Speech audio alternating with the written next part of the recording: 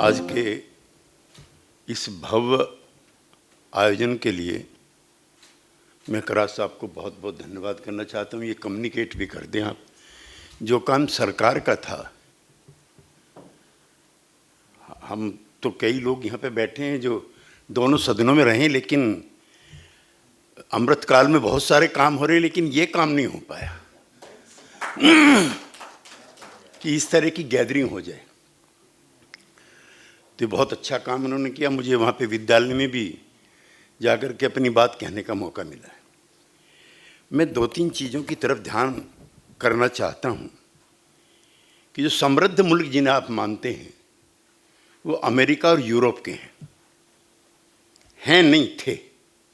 जब तक उनके पास कॉलोनीज थी, अमेरिका के पास भी और ब्रिटेन या यूरोपियन यूनियन के पास, तो उनकी इकोनॉमी बहुत स्ट्रांग थी, जिसे आप 2047 का समृद्ध भारत बता रहे हैं।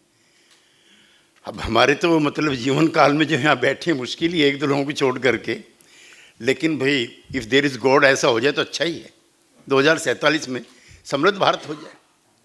लेकिन जो सरकारी आंकड़े हैं उसके मुताबिक 2022 में, यानी कि जो पिछला वर्ष गया है,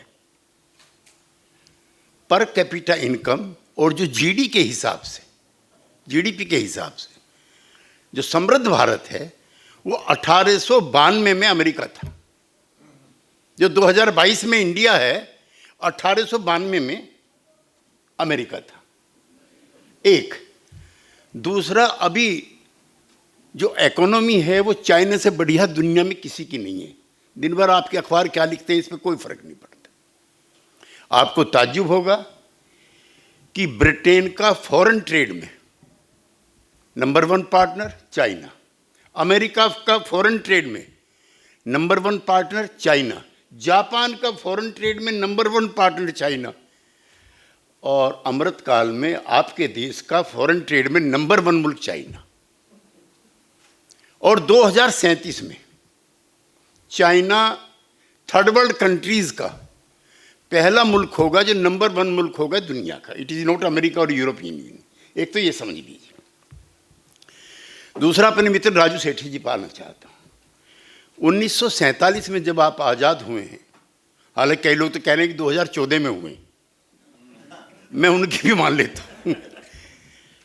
तो मुल्क की इकोनॉमिक हालत भी और जो किसानी की हालत थी वो ये थी कि बंदरगाहों पर नज़र टिकी रहती थी पूरे मुल्क की, कि कनाडा से, ऑस्ट्रेलिया से जहाज आएगा, बंदरगाह पे उतरेगा और फिर खाने को मिलेगा।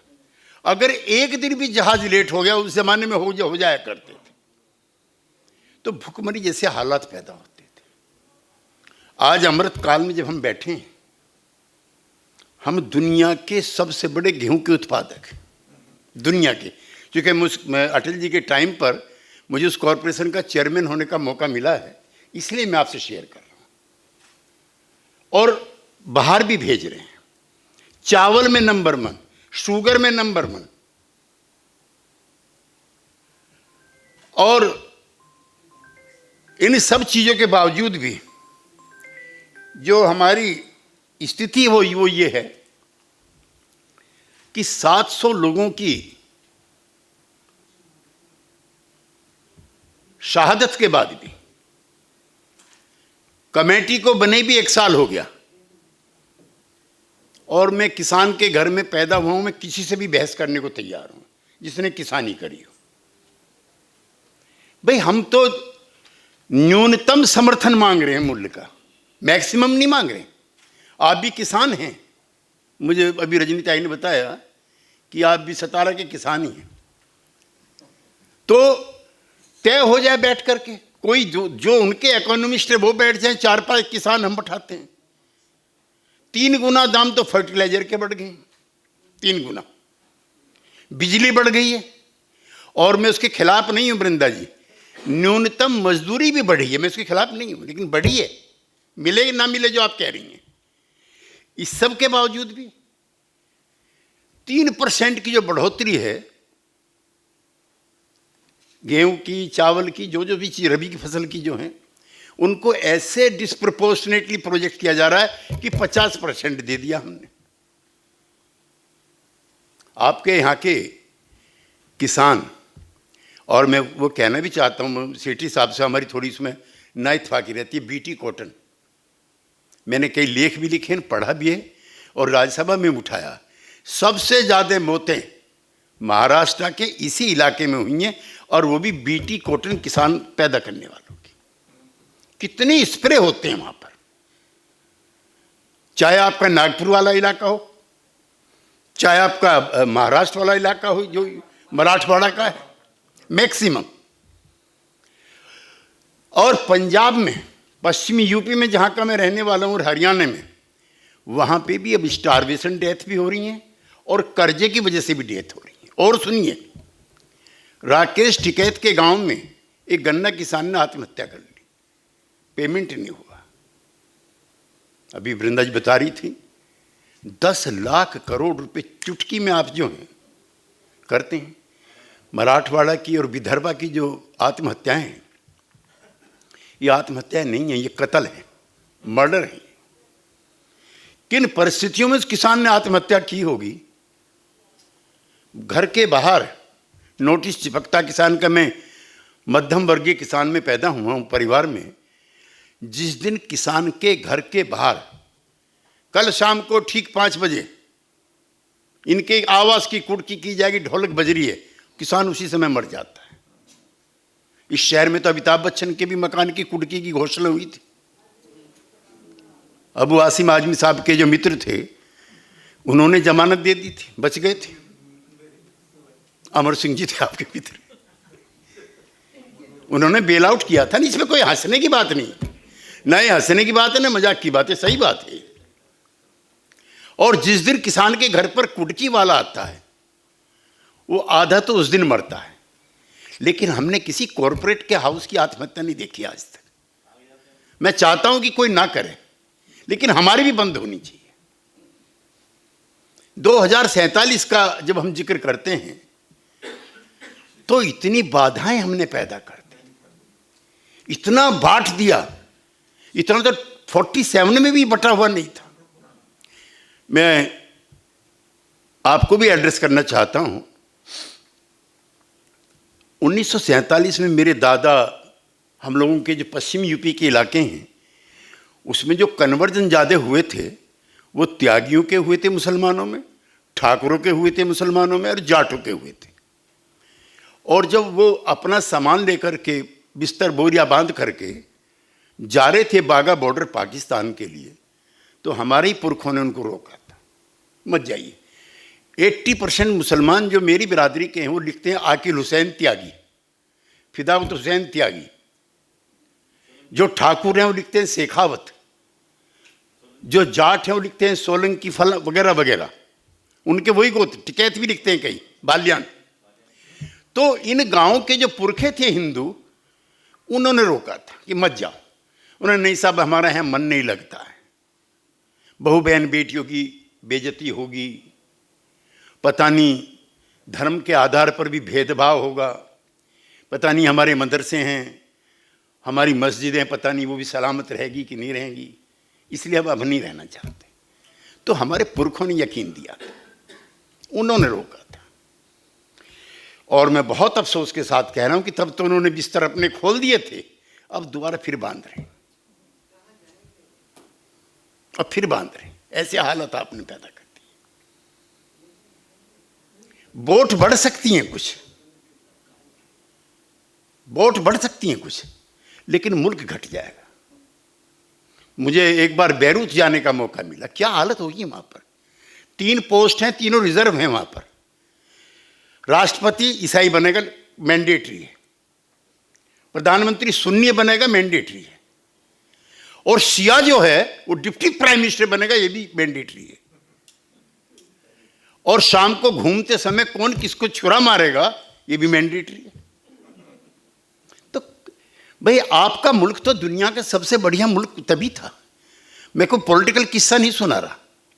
हमारे राज्यसभा के सभापति थे, और ये अटल जी का बताया हुआ किस्सा है ये किसी कांग्रेसी का नहीं है। हम तो कांग्रेस पे वैसे ज़्यादा यकीन पहले भी नहीं करते थे, रजनी जी जब से आई है तभी से करना शुरू की। 1992 में कश्मीर में सिविल राइट्स मारे जा रहे, खत्म हो रहे हैं, इसको लेकर के यूएनओ ने कश्मीर पे कमेटी बना दी। जेनेवा में चली गई कमेटी, हमारा पक्ष कमजोर था। नरसिंहा राव जी ने हाई पावर डेलीगेशन भेजा, जिसके नेता थे अटल बिहारी वाजपेयी। नंबर 2 पे थे फारूक अब्दुल्ला साहब। नंबर 3 पे हमारे जो उपराष्ट्रपति थे वो थे। आपको ताज्जुब होगा जान करके कि एक वोट से हम जीते हैं, और वो वोट थी ईरान के किसी डेलीगेट की। क्या आज मुमकिन है ये? और भाई बड़े कष्ट ये होता है कि मैं चाहता हूं कि किसी दिन प्रधानमंत्री ने तो खैर घोषणा भी कर दी। ये भी ताज्जुब सुनिए, जिस दिन भोपाल की एमपी ने कहा गोडसे के बारे में, तो प्रधानमंत्री का मैं तेरी शक्ल नहीं देखना चाहता, मैं तो जिंदगी में कभी माफ नहीं करूंगा। लेकिन दोनों बाजू बाजू में बैठे, तो कुछ चीजों पर तो कॉम्प्रोमाइज नहीं करना चाहिए। अभी भी कोई राष्ट्रपिता के बारे में बोल रहा है, तय हो जाए, बहस हो जाए, और हम तैयार हैं कि महात्मा गांधी के नेतृत्व में देश मजबूत हुआ था कि नथुराम गोडसे के, में यहीं के रहने वाले थे। मैं तो अभी मुरारजी भाई की हिस्ट्री पढ़ रहा था। गांधी जी की मृत्यु के बाद गांव गांव में दंगे हुए थे, एक जात के दूसरी जात के खिलाफ लोग मरे थे। और गांधी कितना बड़ा है किसी को पता भी नहीं। नोबेल पुरस्कार कमेटी से पूछ रहे थे कि गांधी को नोबेल पुरस्कार क्यों नहीं दिया। उस कमेटी ने कहा कि गांधी और ईसा मसीह इन पुरस्कारों से बड़े हैं, इसलिए नहीं दिया। इतना बड़ा था गांधी। और झूठ दिन भर प्रचार चलता है कि नेताजी सुभाष चंद्र बोस के और इनके बड़े भारी मतभेद थे। अभी पिछले दिनों दिल्ली में उनकी किताब का विमोचन हुआ, कॉमरेड सुभाष नील भी हमारे साथ थे। उसके अंदर है, सुभाष बाबू से कोई पूछता कि मतभेद है, उसने कैसी बात कर रहे हो, किससे मतभेद? गांधी से। जो खड़ा हुआ ईसा मसीह लगता है, लेटा हुआ महात्मा बुद्ध लगता है, उससे कैसे मतभेद हो सकते? तो सुभाष बाबू तो ये कहते हैं गांधी के बारे में।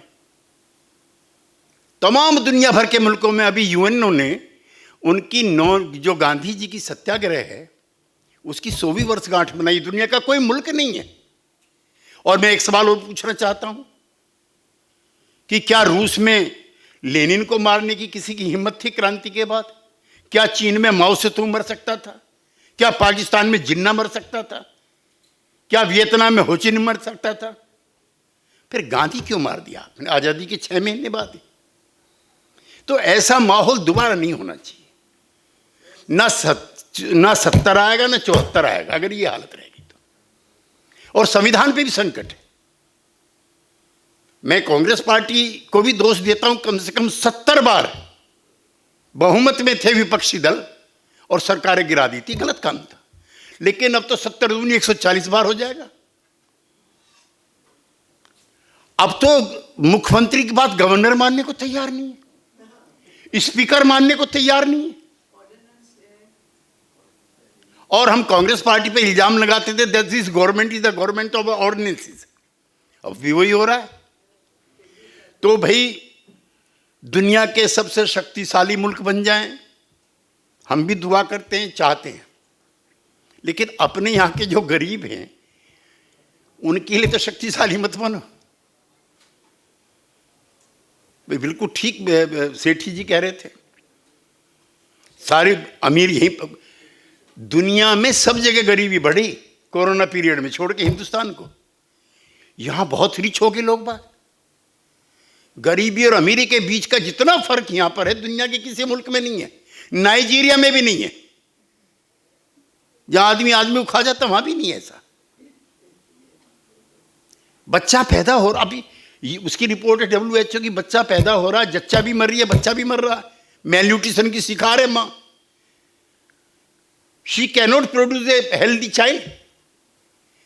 तो भाई कैसे 2000 कितना है, 70 है, 47। भगवान करे 47 आए, सुख समृद्धि लाए, लेकिन थोड़ा सा हमारा दिमाग भी ऊपर वाला ऐसा कर दे कि सब प्यार मोहब्बत से रहो।